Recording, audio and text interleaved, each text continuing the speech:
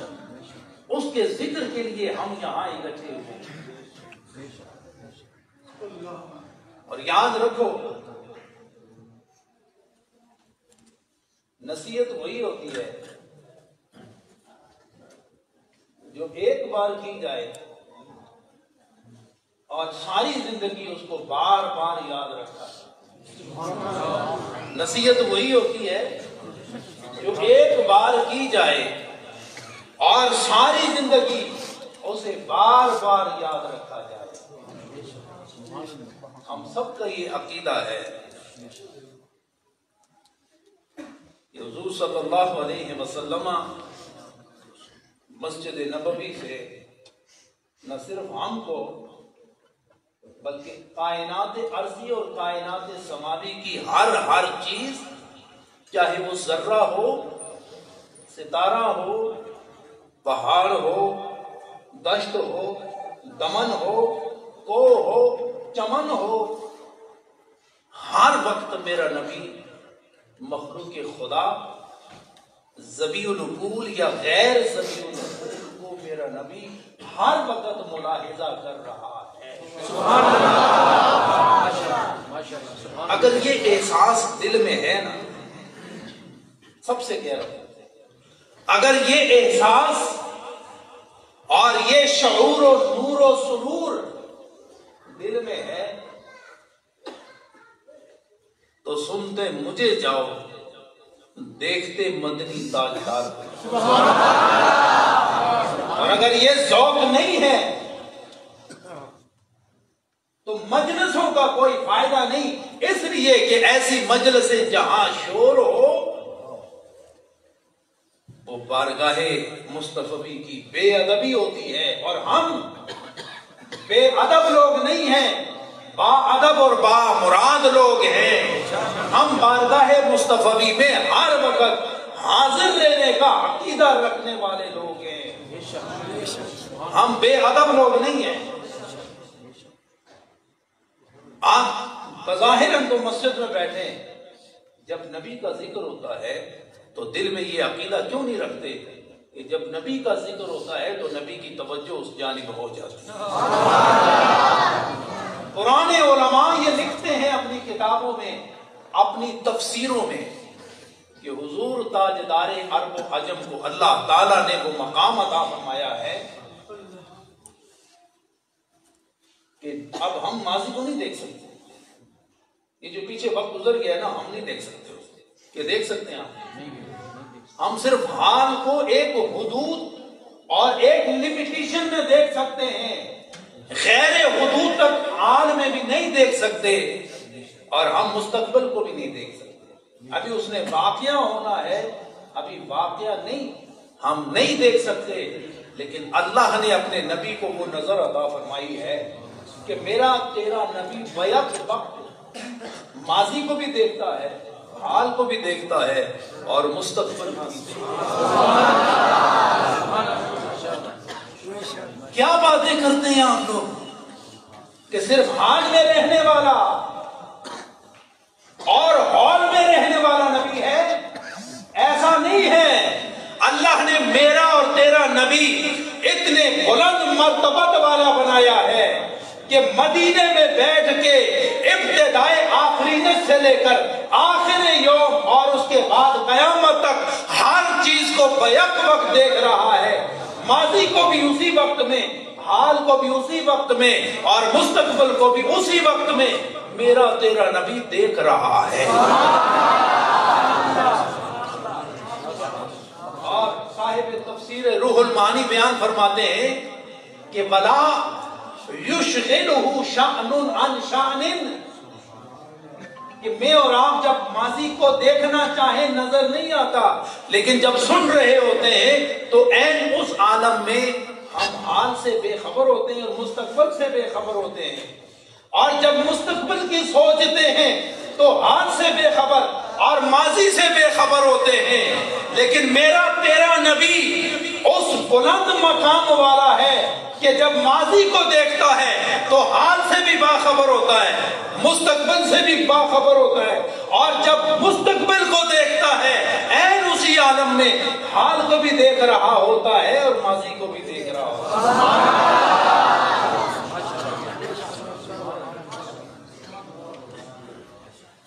شکر کرو شکر.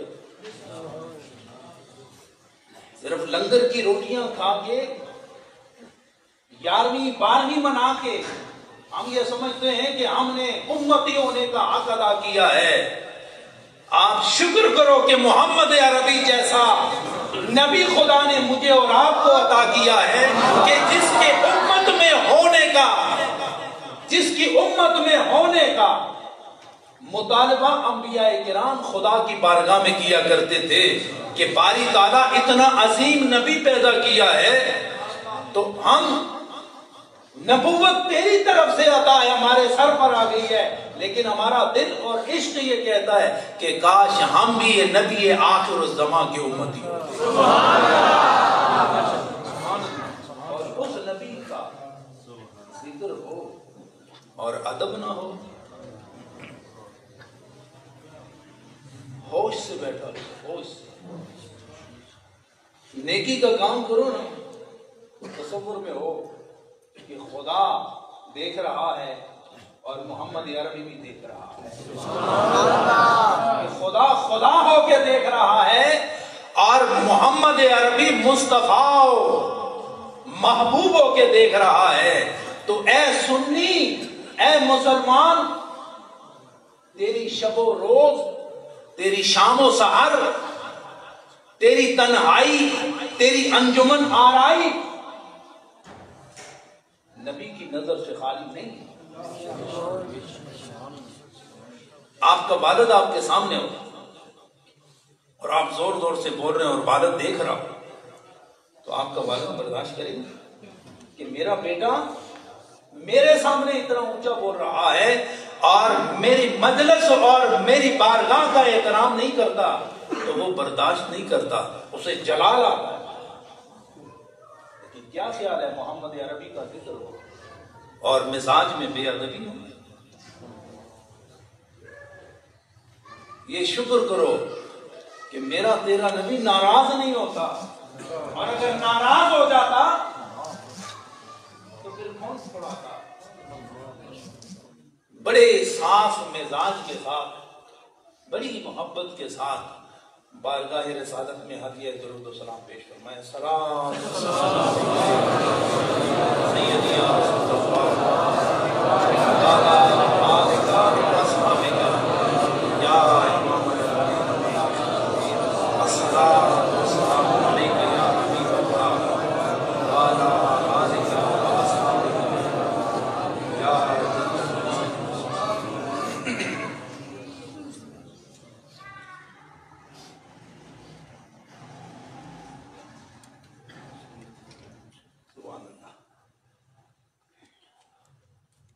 آج کی محفل کا آغاز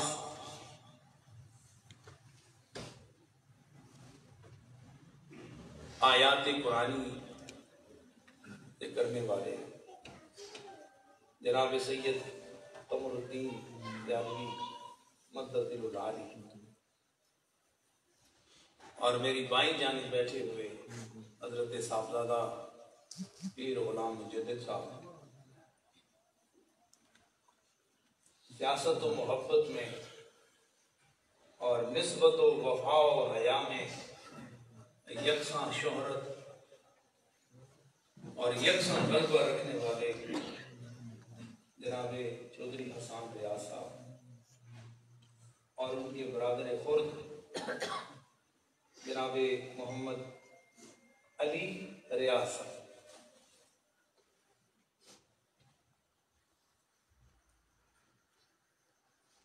دربار عالیہ دہلیہ شریف کے فیض یافتہ، تربیت یافتہ جناب خلیفہ محمد سید حبیب خان صاحب،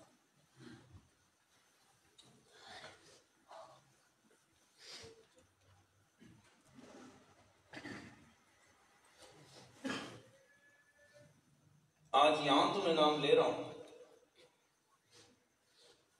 لیکن کیا خیال ہے اس بارگاہ کے بارے میں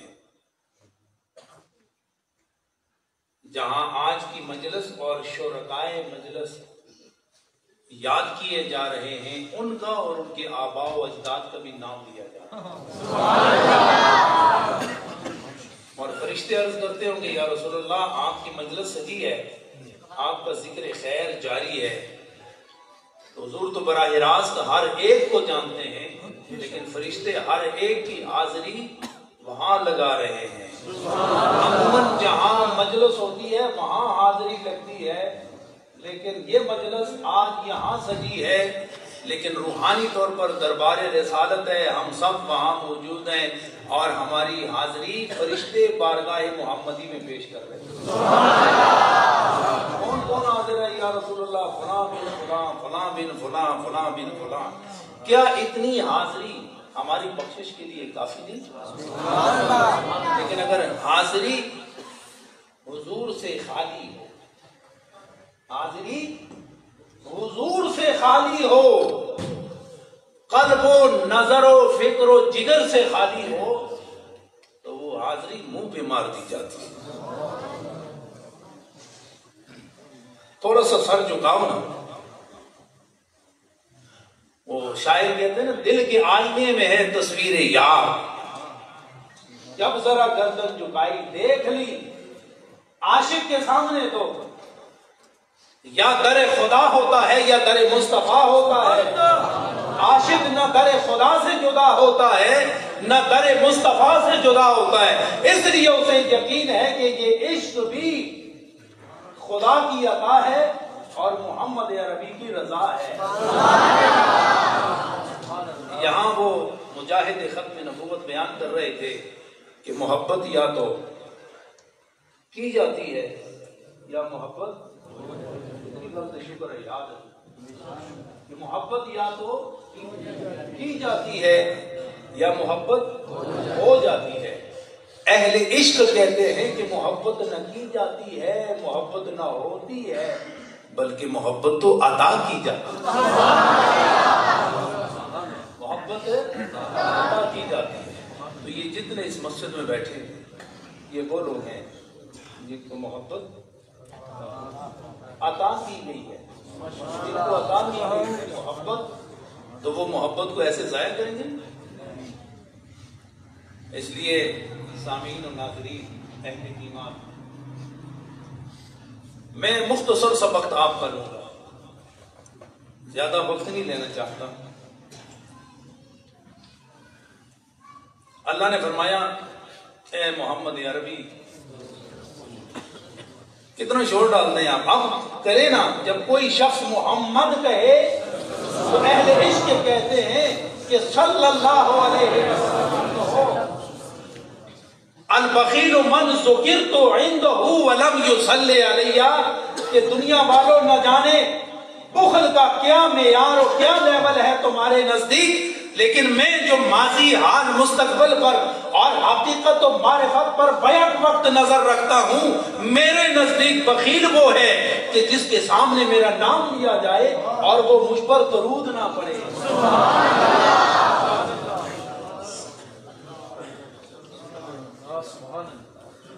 اللہ نے ارشاد فرمایا اے محمد عربی، یہ جو درود ابھی آپ نے پڑھا ہے، حضور نے فرمایا جو ایک مرتبہ درود پڑھے تو خدا کی رحمت نازل ہوتی ہے، اور جب رحمت نازل ہوتی ہے 10 گناہ معاف ہوتے ہیں، 10 درجات بلند ہوتے ہیں، اور 10 نیکیاں اسے عطا کی جاتی ہیں۔ تو حضور صلی اللہ علیہ وسلم نے ارشاد فرمایا کہ میں اللہ کی طرف سے رحمت بنا کر بھیجا گیا ہوں۔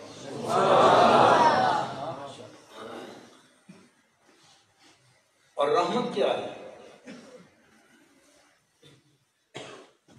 الرقۃ والتعطف والاحسان، کہ رقت کو رحمت کہتے، احسان کرنا یہ رحمت میں آتا ہے، اور مہربانی کرنا یہ رحمت کا تقاضا اور رحمت کا نتیجہ ہے۔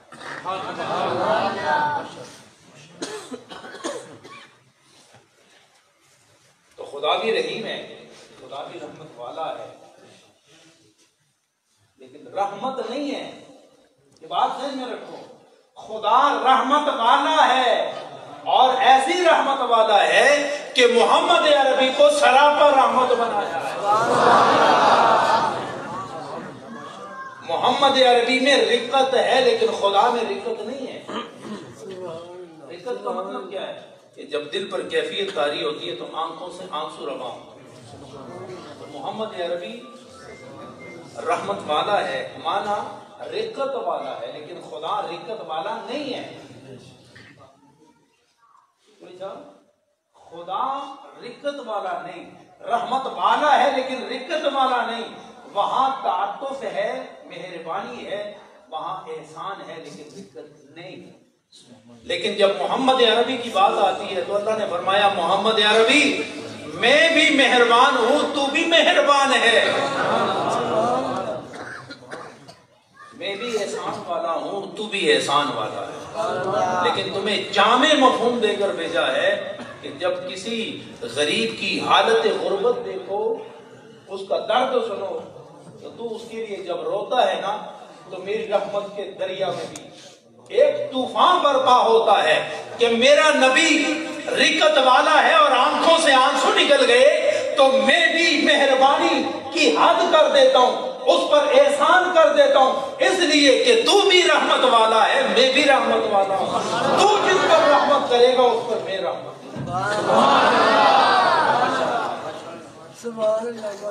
یہ نئی بات میں آج آپ کے سامنے رکھنے لگا ہوں.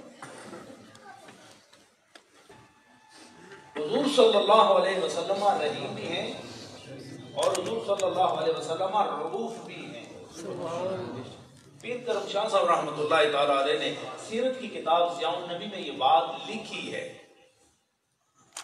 کہ انبیاء کی ساری جماعت میں محمد عربی وہ واحد نبی ہیں کہ جن کے اندر اللہ تعالیٰ نے یا جن کو اللہ تعالیٰ نے رحیم بھی بنایا اور رؤوف بھی بنایا ہے.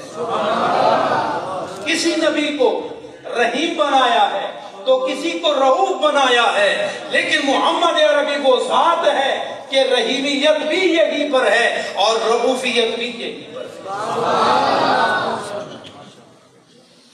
پانی ٹھنڈا ہو تو آپ اس کو گرم کر سکتے ہیں نا، کر سکتے ہیں کہ نہیں؟ اور اگر گرم ہو تو آپ اس کو ٹھنڈا کر سکتے ہیں. تو گویا پانی کی جو صفت ہے وہ ازداد والی صفت ہے کہ وہ گرم بھی ہو سکتا ہے، وہ ٹھنڈا بھی ہو سکتا ہے. یہ دونوں چیزیں آپ روز مرہ اپنے ماحول میں دیکھتے ہیں. تو پانی کے اندر یہ صلاحیت ہے، ٹھنڈا ہو تو گرم ہو جاتا ہے، گرم ہو تو ٹھنڈا ہو جاتا ہے. تو اس کا یہ معنی بھی نکل سکتا ہے کہ پانی کی برودت، پانی سے پانی کی برودت اور ٹھنڈک کو نکالا جا سکتا ہے، اور اس سے گرمی کو الگ کرنا چاہیں تو آپ اس کو الگ کر سکتے ہیں.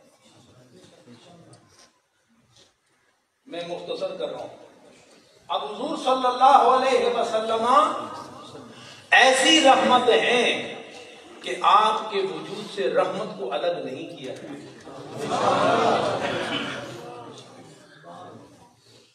باپ رحمت والا ہے لیکن جب اسے جلال آتا ہے تو اپنے بیٹے کے منہ پہ تھپڑ رسید کرتا ہے جو کہ رحمت کے خلاف ہے. ایسا ہے یا نہیں ہے؟ مارتے ہیں کہ نہیں مارتے ہیں؟ ٹیچر بھی مارتا ہے، ماں بھی مارتی ہے، باپ بھی مارتا ہے. لیکن کسی موقع پر رحمت کا جذبہ سرد پڑ جائے تو تھپڑ مارتا ہے، اور وہی جذبہ گرم ہو جائے تو سینے سے لگا لیتا ہے. لیکن وہ محمد عربی جو کئی باپوں سے کئی ماموں سے افضل و اعلیٰ ہے، اس سے رحمت کبھی جدا نہیں، کبھی بھی جدا نہیں. اور یہاں ایک صاحب تفسیر کا قول میں آپ کے سامنے رکھنا چاہتا ہوں. وہ لکھتے ہیں کہ لما رأى اللہ سبحانہ وتعالی حرصہ ورحمتہ لأمته فقال یا رسول اللہ یا محمد لو شئت جعلت امر امتک الیک. غور فرمائیے گا، دعوت فکر دے رہا ہوں. فرمایا صاحب تفسیر لکھتے ہیں کہ جب اللہ تعالیٰ نے محمد عربی کے حرص کو دیکھا، شوق کو دیکھا، ذوق کو دیکھا اور اپنی امت کے لیے محبت کو دیکھا تو اللہ نے اپنے حبیب سے ارشاد فرمایا یا حبیبی لو شئت جعلت امر امتک الیک. اگر تو چاہے اے نبی، اتنی محبت تو اپنی امت سے کرتا ہے، اتنی رحمت تیرے اندر اپنی امت کے لیے ہے، اتنا حرص تیرے اندر تیری امت کے لیے تیرے اندر پایا جاتا ہے. لو شئت، اگر تو چاہے. اللہ کس کو کہہ رہے؟ محمد عربی صلی اللہ علیہ وسلم کو ارشاد فرما رہا ہے لو شئت، اگر تو چاہے جعلت امر امتک الیک، تو میں تیری امت کا سارا معاملہ اپنے ہاتھوں سے نکال کے تیرے ہاتھوں میں رکھ دوں. اب اگر تو چاہے تو میرے ہاتھ پہ رہے اور اگر تو چاہے تو تیرے ہاتھ پہ رہے، تو یہ سارا اختیار تیری امت کا میں تیرے ہاتھوں پہ رکھ دیتا ہوں. پنجابی میں کہتے ہیں نا، پھر تو جانے تے تیری امت ہی.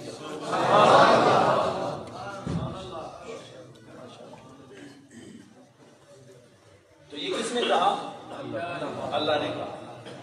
کیوں کہا؟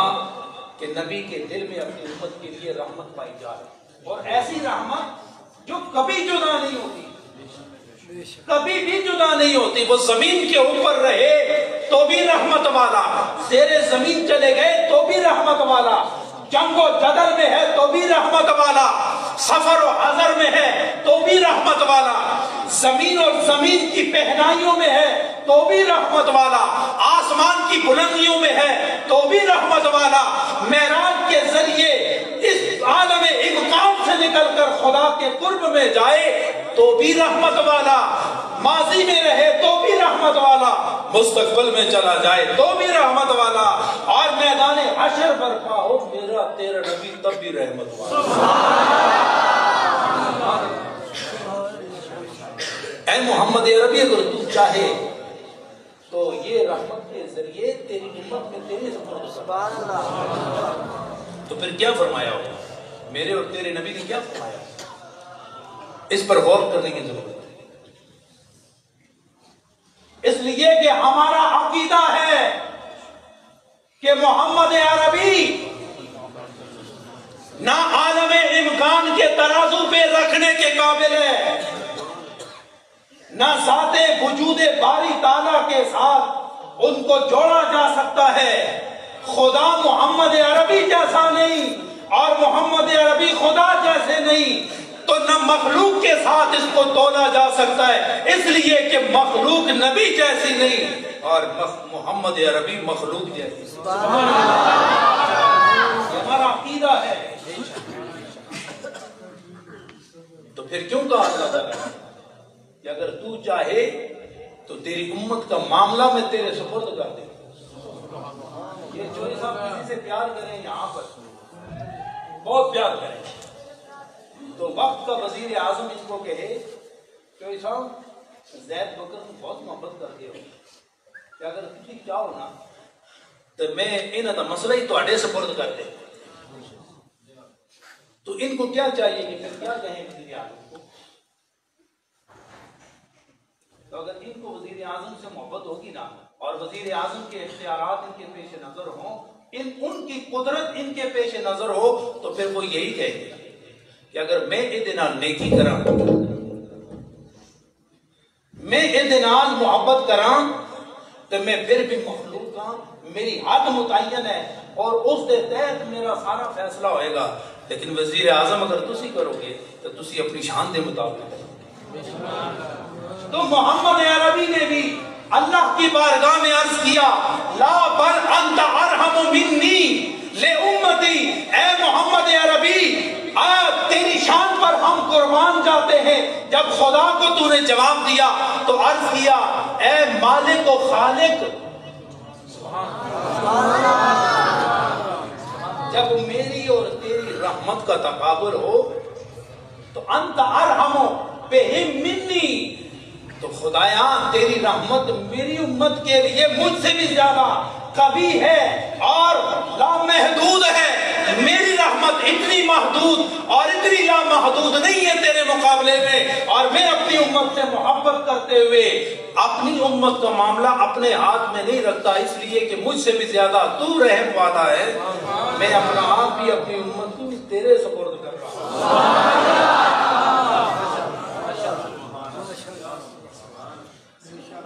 तो जब खुदा के सुपुर्द हो गई उम्मत, फिर कोई शक रह जाता है?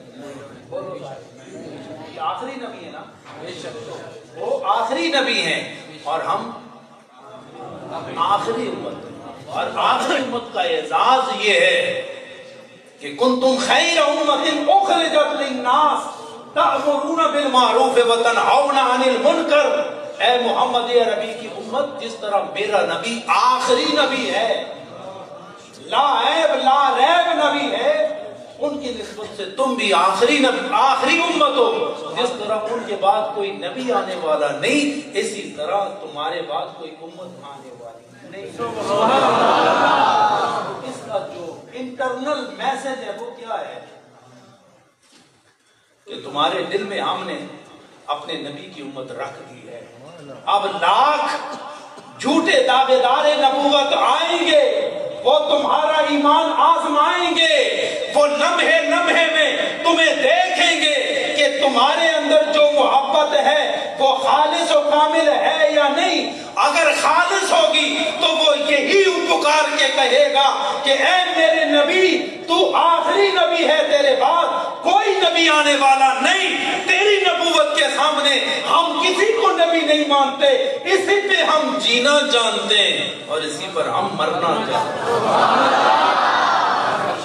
आज दारे खत्मे नबूवत जिंदाबाद जिंदाबाद, आज दारे खत्मे नबूवत जिंदाबाद जिंदाबाद, आज दारे खत्मे नबूवत जिंदाबाद जिंदाबाद।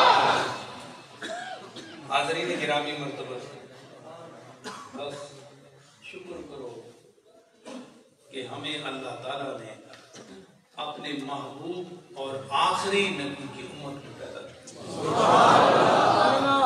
और याद रखो कि हमारा नबी जिंदा नबी है, हमारा नबी, और हमारा नबी बा इख्तियार नबी है, हमारा नबी बाखबर नबी है, और हमारा नबी अपनी उम्मत के करीब रहने वाला है। ये चार चीजें पेश नजर रखो। हमारा नबी जिंदा नबी है, और मैं अक्सर हर जगह मैं एक चीज बयान करता हूँ, आज आपके सामने बयान करना चाहता हूँ ताकि ईमान को मजीद ताजगी मैसर आए। और अभी आप सही मुझे जवाब दें, पहले जो कैफियत थी वो क्या थी और अभी जो कैफियत है वो क्या है? याद रखो, जब भी नबी का तज़किरा हो ना तो हमा तन गोश, ये हमा तन गोश क्या मतलब है इसका?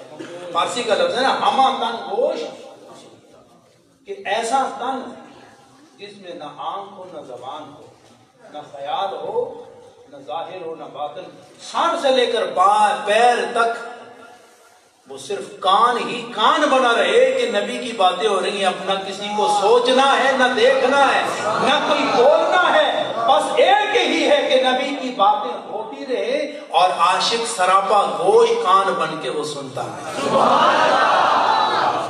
तो आज दिल की तख्ती पर ये लिख कर जाओ कि मेरा और आपका नबी जिंदा नबी है, हर नबी जिंदा है। इन्नल्लाह हर्रमा अलल अर्द अन याकुला अजसामल अंबिया, कि अल्लाह ताला ने जमीन इसकी ताकत और कुदरत ये छीन ली है, ये हर वजूद को खा लेती है, लेकिन नबी के वजूद को नहीं। फनबीयुल्लाह हय्युन युरज़क़, तो अल्लाह का नबी जिंदा है, खुदा उसे कब्र में अपने दीदार का रिज़्क़ अता फरमाता। तो मैं एक मिसाल बयान किया करता हूं और एक वाकया है خاموش بیٹھو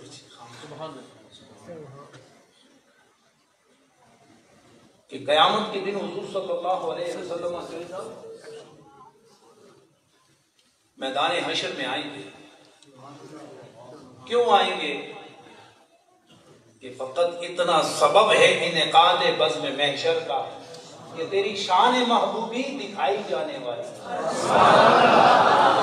تجھے محبوب بنایا ہے اور محبوب کا کوئی قول رد نہیں کیا جاتا. قیامت کا دن اس لیے سجایا گیا ہے کہ اولین و آخرین جمع ہو اور انہیں پتہ چلے کہ محمد عربی کتنی محبوب مخلوق ہے. اور روایات میں آتا ہے حضور صلی اللہ علیہ وسلم قبر سے نکلیں گے، ڈائریکٹ نکلیں گے اور حشر کے میدان میں جائیں گے. آپ عبادت کی غرض سے ایک طویل سجدہ فرمائیں گے. یہاں تک بات سمجھ آئی؟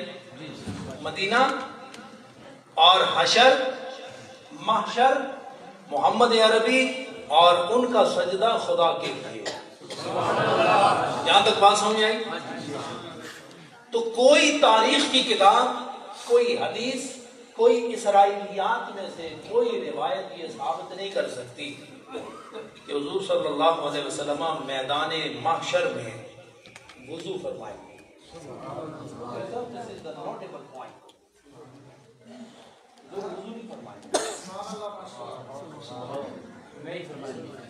بولو تو مزہ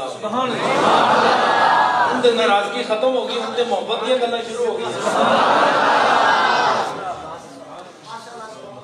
حشر میں آئیں گے اور حضور صلی اللہ علیہ وسلم مدینے سے اپنی قبر سے جائیں گے. کوئی ثابت نہیں کر سکتا کہ اس سفر میں حضور صلی اللہ علیہ وسلم سجدے سے پہلے وضو فرمائیں گے اور آپ سجدہ فرمائیں. تو کیا کوئی سجدہ وضو و طہارت کے بغیر کر سکتے؟ عبادت کا سجدہ ہو تو کیا کوئی عبادت کا سجدہ وضو کے بغیر، طہارت کے بغیر کر سکتا ہے؟ اور وہ بھی حشر کا دن ہو. تو حضور صلی اللہ علیہ وسلم نے کوئی وضو نہیں فرمایا، ڈائریکٹ آئے، آپ نے سجدہ کیا. تو یہاں سے کیا عقیدہ نکلتا ہے کہ آپ کا وضو ہے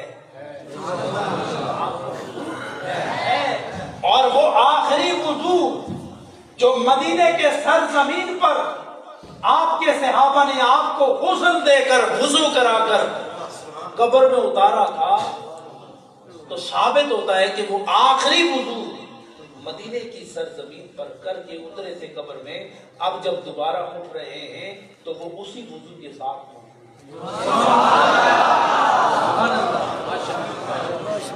نعرہ تکبیر، نعرہ رسالت، نعرہ تحقیق. اسی وضو کے ساتھ سنو یاد، اسی وضو کے ساتھ میرا اور آپ کا نبی موجود ہے اور حضور نے سجدہ فرما دیا. تھوڑا عقیدے کی بات سنو سارے.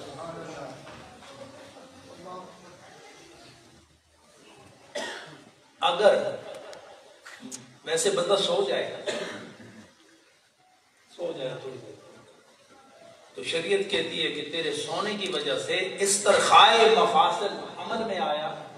یہ استرخائے مفاصل علماء جانتے ہیں کس کو کہتے ہیں.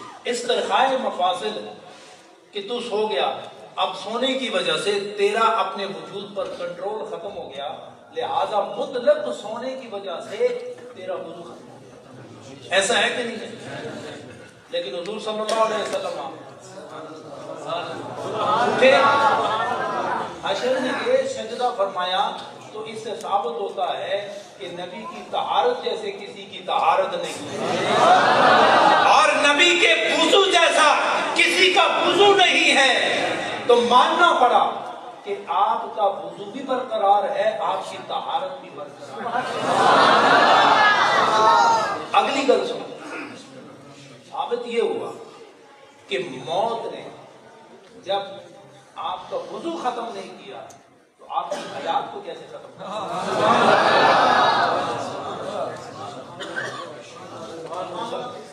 पंजाबी कहते सुनन तो बाद वो चस नहीं आई जी आशिकां नूं आउंदी होंदी। मौत ने नबी के वुजू को खत्म नहीं किया तो मानना पड़ेगा कि जब वुजू सलामत है तो नबी की जिंदगी सलामत है। जब नबी की जिंदगी सलामत है तो नबी के अंदर शऊर भी है, नूर भी है, हर एक के करीब भी है और हर एक से बाखबर भी है। ये अकीदे की बात है। अकीदा सिर्फ कागजों से, तारीख से नहीं बनता, अकीदा ईमान से बनता है। और जब ईमान से अकीदा बनता है तो ईमान और अकीदे का जो ताल्लुक है वो वही है जो चोरी दामन का होता है। अब ये लाइट जल रही है, हम तक लाइट पहुंच रही है, सूरज है और उसकी रोशनी है। जब सूरज है तो मानना पड़ेगा कि रोशनी है, और जब रोशनी है तो फिर सूरज है। और नबी की जब हयात है तो मानना पड़ेगा कि मेरा तेरा नबी रहमत वाला है। और जब वो नबी है तो हयात वाला भी है। जब हयात वाला है तो वो नबी है, जो नबी है वो हयात वाला है। यही अकीदा है, यही अकीदा है। ईमान है तो अकीदा है, अकीदा है तो ईमान है। अब अगर अकीदे में थोड़ा सा फर्क आ जाए ना तो फिर ईमान नहीं रहता, ईमान ना रहे तो अकीदा नहीं रहता। सब कुछ गुम सुम हो जाए तो होने दो, लेकिन अकीदे को कभी गुम ना हो। फिर पता नहीं कब आऊंगा नहीं आऊंगा क्या होगा, लेकिन ये दर्स दे के जा रहा हूं कि हर चीज गुम हो जाए तो उसे गुम होने दो, इसलिए कि वो फिर मिल जाएगी। लेकिन अकीदे को कभी गुम ना होने देना। अकीदा गुम हो गया तो फिर तुम गुम हो जाओ, फिर न मानेंगे घर कयामत में। इस तरह पूरा आज ले उनकी पनाह, आज मदद मांग उनसे, फिर न मानेंगे घर कयामत में। ये उस सूरत में होता है मांगने का अमल जब अकीदा सलामत।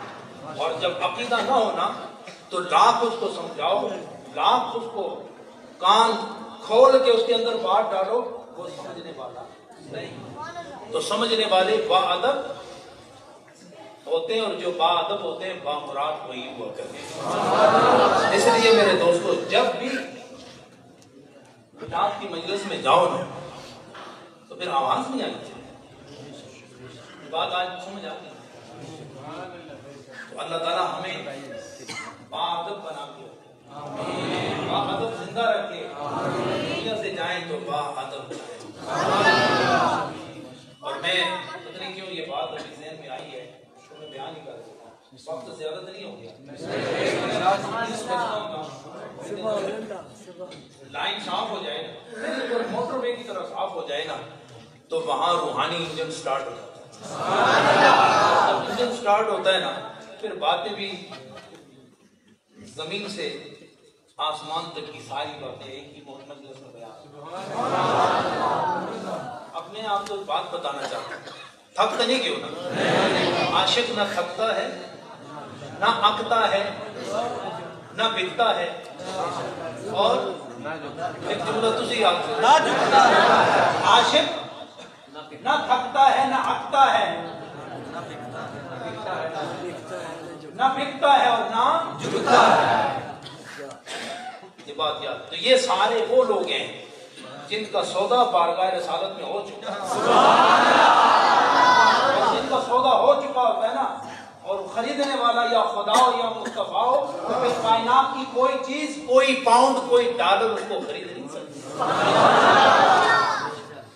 तो आजकल तो अकीदे पैसों पे बेचने की हो गए, तो आप बेचोगे अपना अकीदा? क्यों? इसलिए नहीं कि हमारा सौदा बारगाह रिसालत में हो जाए। जिसका सौदा बाजार रिसालत में हो जाए तो फिर उसका सौदा दुनिया के किसी बाजार में मुमकिन नहीं। इसलिए कि फिर नबी जैसा खरीदार कोई नहीं, नबी जैसा खरीदार कोई नहीं, और उस बारगाह में बिकने वाला साहिब ईमान कोई नहीं। न इसकी फिर कोई मिसल होती है, न फिर उसकी कोई मिसल। तो मैं एक बात आपके सामने रखना चाहूंगा جو باخبر ہوتے ہیں وہ کس مقام کے حامل ہوتے ہیں؟ یہ 11ویں والے کا مہینہ ہے نا، جاری ہے نا، میں 11ویں والے کا ذکر بھی کر دیتا ہوں۔ ہم 11ویں والے کو کتنا ایک سمجھتے ہیں، کتنا ایک جانتے ہیں، اور کبھی غور کیا ہے کہ اس کو 11ویں والا کیوں کہتے ہیں؟ کدے غور کی طرف 11ویں والا، اور ایک دم ذہن اچھل کے مچل کے غوث اعظم کے قدموں پر قربان ہو جاتا ہے۔ کبھی غور کیا ہے کہ جس کی بارگاہ میں ادب کے ساتھ مچل کے اپنا دل قربان کرو، اس کو 11ویں والا کیوں کہتے ہیں؟ کبھی سوچتے؟ آج سوچو، آج سمجھ لیں۔ اور ہمارے یہاں تو دو ہی ہے نا، ایک 11ویں والا اور دوسرا، ہمارے اس ماحول میں سونے کا کوئی چکر نہیں ہے، ہمارے یہاں سونے کا کوئی چکر نہیں۔ آپ یقین کریں یہ سال میرے گزر رہے ہیں، اس میں جینے کا عمل زیادہ ہے اور سونے کا عمل نہ ہونے کے برابر۔ یہ ہو سکتا ہے بارگاہ رسالت کی حاضری ہو اور بندے پر نیند غالب آ جائے گی۔ تو 11ویں والے کو 11ویں والا کیوں کہتے ہیں؟ ہم اس نام سے کھانا کھاتے ہیں اور اس کھانے کو کہتے ہیں 11ویں کا لنگر ہے، ایسا ہی ہے۔ تو کیا اس سے زیادہ بھی کچھ پتہ ہے؟ ہمیں غوث اعظم کے کرامات کا علم ہے، ہمارے عالم دین کرامات سے شروع کرتے ہیں اور کرامات پر ہی ختم کرتے ہیں، اور 11ویں کا لنگر کھاتے ہیں، کبھی میٹھا کھاتے ہیں، کبھی 11ویں کا شربت پیتے ہیں، کبھی چاول کھاتے ہیں، کبھی روسٹ کھاتے ہیں، کبھی گوشت کھاتے ہیں۔ اس تو انکار تو نہیں نا، سارے ہی کھاتے ہیں نا۔ اور یاد رکھو یہ کھانا حلال ہے، حرام نہیں ہے، لیکن کبھی سوچا آپ نے کہ اس کو 11ویں والا کیوں کہتے ہیں؟ آج سن لو گا مسئلہ، آج سن کے جاؤ، سمجھ کے جاؤ۔ سیدنا غوث اعظم رضی اللہ تعالی عنہ، آپ حسنی سید بھی ہیں اور آپ حسین سید بھی۔ باپ کی طرف سے حسنی سید ہیں اور ماں کی طرف سے حسینی سید۔ تو حضرت امام حسن سے لے کر آپ تک یہ تمام واسطے، ان کو 1 2 3 4 5 کر کے گنو تو حضرت حسن سے شروع کرو تو 1 اور غوث اعظم پر آ کر ختم کرو تو 11 بنتے۔ اسی طرح حضرت امام حسین سے شروع کرو 1 2 3، جب غوث اعظم پر پہنچو گے تو عدد 11 پر آ کر ختم ہو جاتا ہے۔ تو ہم یہ کہتے ہیں کہ غوث اعظم حسنی طور پر بھی 11ویں والا ہے اور حسینی طور پر بھی 11ویں والا ہے، اور غوث اعظم وہ مجمع البحرین ہے کہ امام حسن کا حسن بھی وہی نظر آتا ہے اور حضرت امام حسین کا، حسن کا اور حسین کا جمال کمال نمال حضرت غوث اعظم میں نظر۔ کیا چیز ظاہر ہوئی کہ 11ویں یہ لنگر کا نام نہیں ہے۔ جب 11ویں کہتے ہیں نا تو 2 شخصیات سامنے آتی ہیں، ایک حضرت امام حسن اور ایک حضرت امام حسین، اور یہ نسلیں چلتی چلتی جس ذات میں جمع ہوتی ہیں انہیں غوث اعظم شیخ عبد القادر جیلانی کہتے ہیں، اور یہ وہ وجود ہے کہ ظاہر دیکھو تو حسن والا، باطن دیکھو تو حسین والا، ظاہر دیکھو تو صلح والا، باطن دیکھو تو باطن سے لڑنے والا۔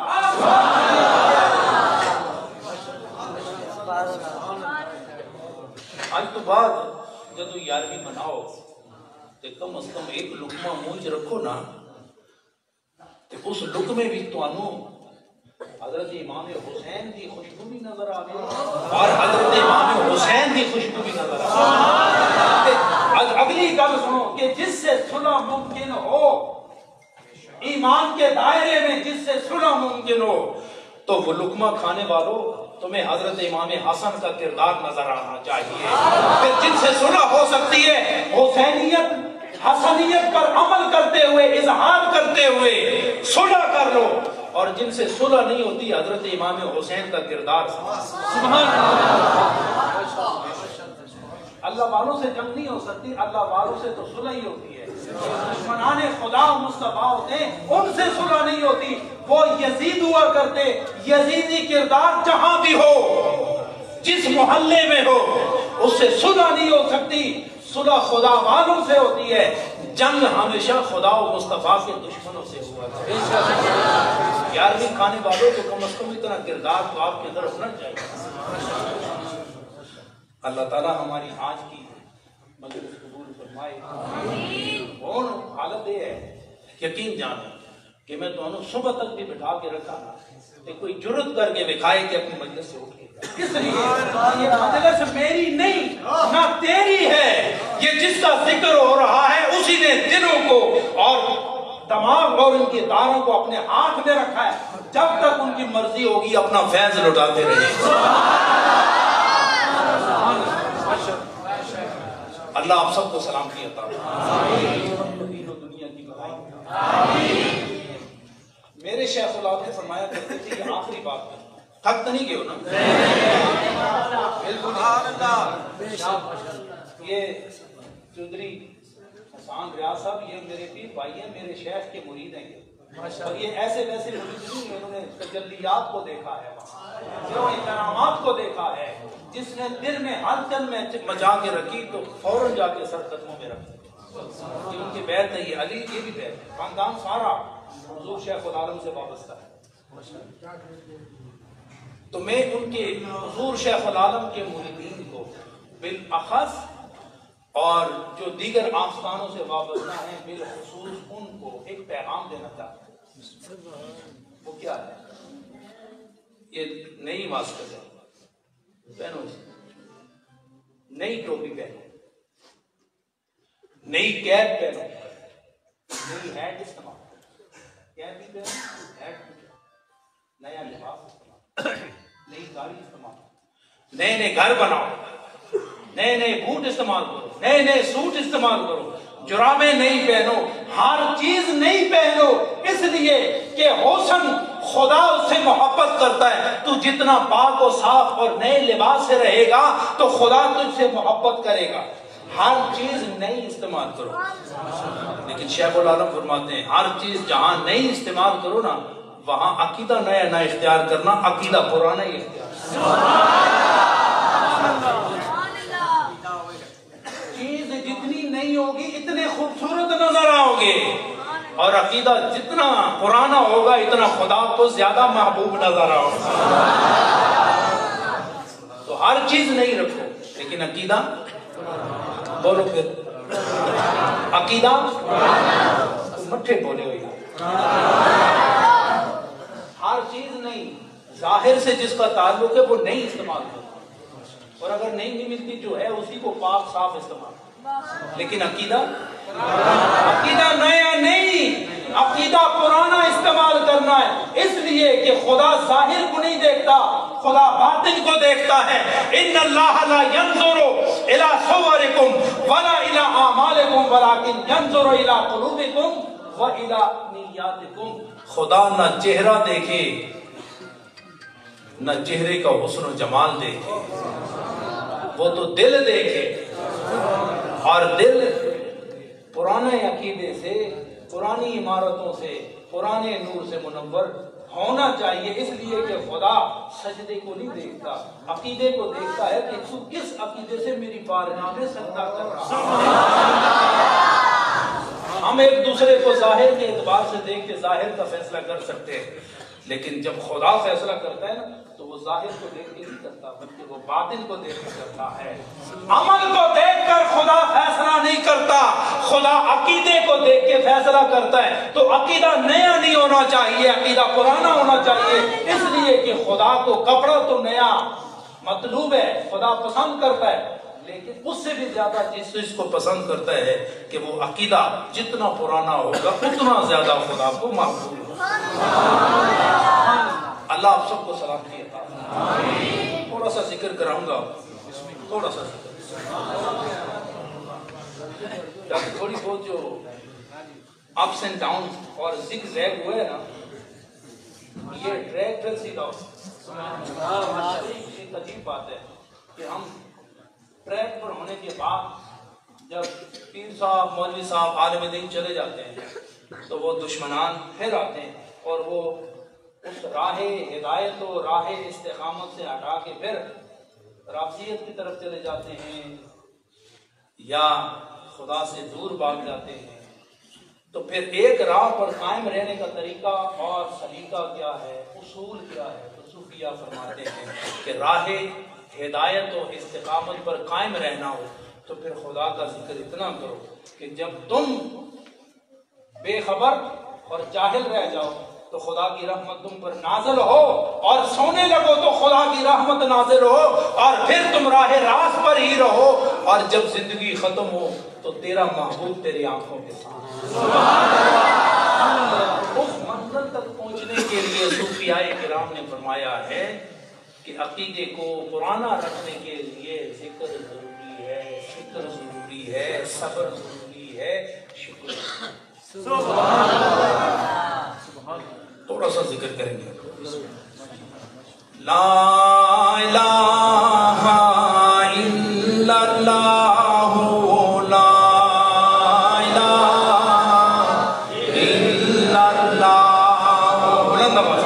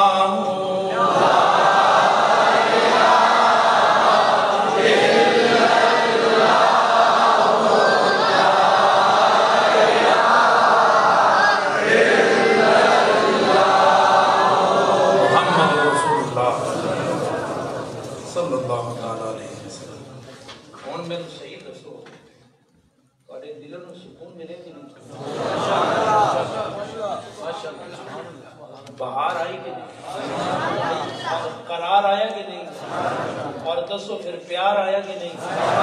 میں یہ کیوں نہ کہوں یہ سارے قرار والے بھی ہیں, یہ سارے بہار والے بھی ہیں, اور یہ سارے پیار والے بھی ہیں.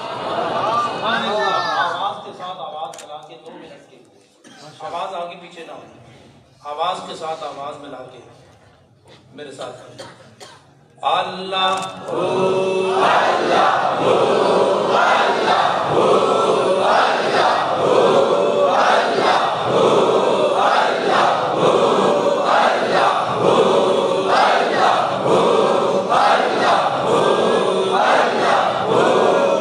اللہ ہو اللہ ہو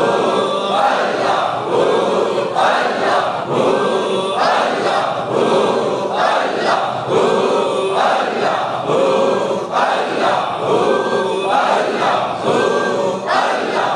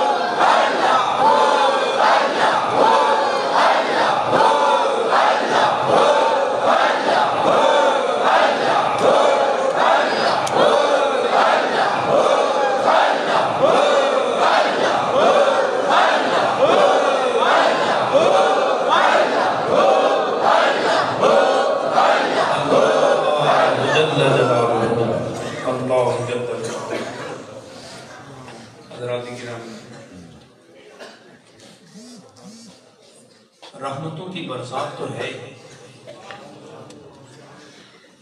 اب دعاؤں کا صیغہ ہے اور ہاتھوں کا کشکول گدائی، اور کشکول گدائی ہو تو پھر یقین رکھو کہ دربار رسالت میں بھی شنوائی ہے اور دربار خدا میں بھی شنوائی ہے۔ مانگو خدا سے جتنا مانگ سکتے ہو اپنے سے مانگو۔ آج اس مجلس کی کیفیت یہ بتا رہی ہے کہ ہر ایک کو دیا جا رہا ہے اور مانگ سے زیادہ دیا جا رہا ہے، اور یہ محفل کی قبولیت ہوا کرتی ہے۔ دعا کرو۔ آمین الحمدللہ رب العالمین۔ دعا سے پہلے ایک گزارش، ممکن ہے آپ میں سے کوئی کسی آستانے سے وابستہ نہ ہو، تو آج رحمتوں کے اس غبار میں کیوں نہ پیار میں ایک دوسرے کو ہاتھ دے کے روحانی طور پر بارگاہ صدیقیت میں اور وہاں سے بارگاہ محمدی میں ہم سب کو حاضری نصیب ہو جائے۔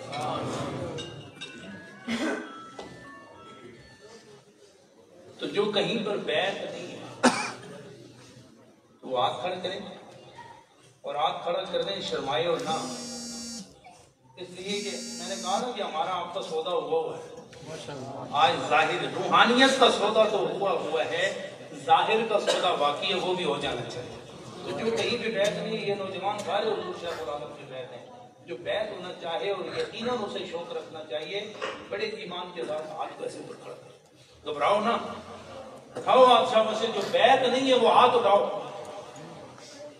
اٹھاؤ ہاتھ شاہ سے، اور ہاتھ اٹھا کے رکھنا ہے۔ پڑھو میرے ساتھ، بسم اللہ الرحمن الرحیم، بسم اللہ الرحمن الرحیم، اشہد ان لا الہ الا اللہ، اشہد ان لا الہ الا اللہ، وحدہ لا شریک لہ، وحدہ لا شریک لہ، اشہد ان محمدا عبدہ ورسولہ، استغفر اللہ العظیم الذی لا الہ الا هو الحی القیوم واتوب الیہ۔ یا اللہ توبہ، شوق نہ، محبت نہ رکھو، یا اللہ توبہ، یا اللہ توبہ، یا اللہ توبہ، سب گناہوں سے توبہ، سب گناہوں سے توبہ، صغیرہ گناہوں سے توبہ، کبیرہ گناہوں سے توبہ، تنہائی کے گناہوں سے توبہ، انجمن آرائی کے گناہوں سے توبہ، قبول کیا طریقہ نقش بندی، اللہ ہو، اللہ ہو، اللہ ہو، مرحبا، اللہ آپ کو اور مجھے توبہ کی قبولیت عطا فرمائے، آمین الحمدللہ رب العالمین، والصلاة والسلام علی سید الانبیاء والمرسلین، الہ العالمین۔ آج کی محفل وسیلہ محمد عربی قبول اور منظور فرما، اللہ ہم سب کے صغیرہ اور کبیرہ گناہ معاف فرما، اللہ کریم ہم تیرے اور تیرے محبوب کے در کے با ادب غلام ہیں، اللہ اسی ادب پر رہنے کی توفیق نصیب، اللہ کریم جو بیمار ہیں ان کو تندرستی نصیب فرما، ظاہر اور باطن کی تندرستی عطا فرما، خیال و حال و مقال و چال کی تندرستی عطا فرما، اللہ کریم ہم ساری امیدیں اور ساری مرادیں تیری بارگاہ میں رکھ رہے ہیں، تو نبی دو عالم صلی اللہ علیہ وسلم کے وسیلہ سے ہماری مرادیں پوری فرما، ہماری تمنائیں پوری فرما، اللہ کریم آنے والی زندگی محبت و عطاؤں والی نصیب فرما، اللہ گناہوں سے بچ کر رہنے کی توفیق عطا فرما، نیکیوں سے محبت عطا فرما، اللہ کریم اہل اللہ جو تیرے ولی ہیں اللہ ان کا قرب نصیب فرما، علماء حق کی صحبت نصیب فرما، الہ العالمین شر سے محفوظ فرما، اشرار سے محفوظ فرما، ابرار کی نگاہیں نصیب فرما۔ اللہ کریم تیری بارگاہ میں عرض کرتے ہیں، تیری زنجیر رحمت ہر دل پر لٹک رہی ہے۔ اللہ کریم تیری بارگاہ میں عرض کرتے ہیں، جو جس مراد سے یہاں آیا ہے اللہ اس کی مراد پوری فرما۔ اللہ کریم نبی دو عالم کی محبت عطا فرما، تو اپنی محبت نصیب فرما، چاہت عطا فرما، پیار عطا فرما، بہار عطا فرما، قرار عطا فرما۔ اللہ کریم دنیا و دین کی بلائی عطا فرما، الہ العالمین شیطان کی شرارت سے محفوظ فرما اور نفس کی بغاوت سے محفوظ فرما۔ الہ العالمین تیری بارگاہ میں عرض کرتے ہیں، کسی اور کے گھر میں بیٹھے ہوتے تو بات اور ہوتی، میرے مالک اے رب العالمین تیرے گھر میں بیٹھے، اللہ اس گھر کی برکتیں ہم سب کو عطا فرما۔ اللہ کریم نماز پنجگانہ پڑھنے کی توفیق عطا فرما، الہ العالمین کو سجدے نصیب فرما کہ ہم سبحان ربی الاعلیٰ زمین پر کہیں اور لبیک عبدی تو عرش بری پر کہیں۔ ہمارے نوجوانوں کو حیا عطا فرما، وفا عطا فرما، شر نفس اور شر شیطان سے محفوظ فرما۔ اللہ کریم تیرے بارگاہ میں سوال کرتے ہوئے عرض کرتے ہیں، جتنے جوان بوڑھے آئے ہیں سب کو صداقت صدیق کی محبت نصیب اور سوز بلالی نصیب فرما۔ اللہ کریم اہل بیت اور صحابہ کرام کی محبت اور ان کا ادب نصیب فرما۔ اللہ کریم جب ہم مر کے دوبارہ اٹھے تو جو تیرے اور تیرے نبی کے پیارے ہوں، اللہ ان پیاروں کے سائے میں چلنے کا اعزاز عطا فرما۔ اللہ کریم جو بزرگ سفید ریش یہاں آئے ہیں اللہ ان کی بزرگی میں اور اضافہ فرما۔ اللہ کریم نوجوانوں کو تقویٰ عطا فرما، اللہ کریم طہارت عطا فرما، اللہ کریم ان کے ذہنوں پر ان کے دلوں پر جو غیروں کا قبضہ ہو گیا ہے اللہ اس قبضے کو چھڑا دے، یہ دو عالم کا قبضہ عطا فرما، صحابہ کرام کا قبضہ عطا فرما، اہل بیت کی محبت و ادب کا ہماری مائیں بہنیں جہاں جہاں تک آواز جا رہی ہے اللہ ان کے پردوں کو طہارت نصیب فرما، ان کی عمر میں اضافہ عطا فرما۔ اللہ کریم جو لا اولاد ہے انہیں اولاد نرینہ عطا فرما۔ اللہ جن کے ہاں اولاد نرینہ ہے اللہ انہیں اولاد کی، جن کے ہاں بچیاں ہیں انہیں اولاد کی خوشیاں نصیب فرما، اولاد کے غم سے ماں باپ کو محفوظ فرما۔ اللہ کریم ہمیں شریعت و طریقت کے اندر رہنے کی سعادت نصیب فرما، اللہ ہمیں طریقت اور شریعت کا باغی نہ بنا، اللہ کریم ہمیں شریعت و طریقت کا نور اور اس کے اسرار ہم سب کو عطا فرما۔ اللہ کریم علماء ملت اسلامیہ اللہ انہیں دنیا و دین کی بھلائی عطا فرما، اللہ ہمیں کسی کا محتاج نہ کرنا، ہم تیرے محتاج ہیں، تیرے ہی محتاج رہنا چاہتے ہیں، تو اپنے گھر کا محتاج بنا کے اللہ کریم خوشیاں عطا فرما، جو پریشان حال ہیں ان کی پریشانیاں دور فرما، جو تنگ دست ہیں ان کی تنگ دستیاں دور فرما، اللہ کریم ملک پاکستان کو حفاظت و کفالت عطا فرما، اللہ کریم اس ملک کو رحم دل حکمران نصیب فرما، اللہ کریم افواج پاکستان کو حفاظت عطا فرما، اللہ ان کے دل میں جوش ایمانی حرارت ایمانی کا نور نصیب فرما، اللہ کریم ساری افواج کو اتفاق اور اتحاد عطا فرما، ہمارے ملک پاکستان کے جتنے بھی ادارے ہیں اللہ ان اداروں کو حفاظت و کفالت نصیب فرما۔ اللہ کریم پھر تیری بارگاہ میں عرض کرتے ہیں ہم تجھ سے محبت کرتے ہیں، ہم تیرے نبی سے محبت کرتے ہیں، تیرے دوستوں سے محبت کرتے ہیں، اللہ اس محبت میں ہم کو جینا نصیب فرما، اسی محبت میں مرنا نصیب فرما اور اسی محبت میں دوبارہ اٹھنا نصیب فرما۔ آج کی محفل کے تمام منتظمین جس بھی اعتبار سے ہیں اللہ ان کا یہ حسن انتظام اور ان کی ساری خدمات کو اعزاز پذیرائی عطا فرما۔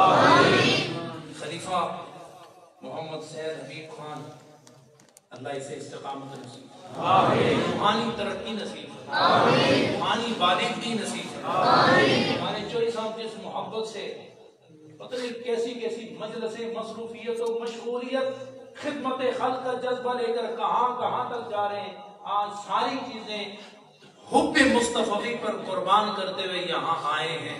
اللہ انہیں کامیابی نصیب فرمائے، اللہ انہیں بلندیاں نصیب فرمائے، ان کی آواز اور پرواز کو یکساں فرمائے، اللہ ساری رکاوٹیں دور فرمائے. ربنا آتنا فی الدنیا حسنہ وفی الآخرۃ حسنہ وقنا عذاب النار. صلی اللہ تعالی علی خیر خلقہ محمد وعلی آلہ واصحابہ اجمعین برحمتک یا ارحم الراحمین.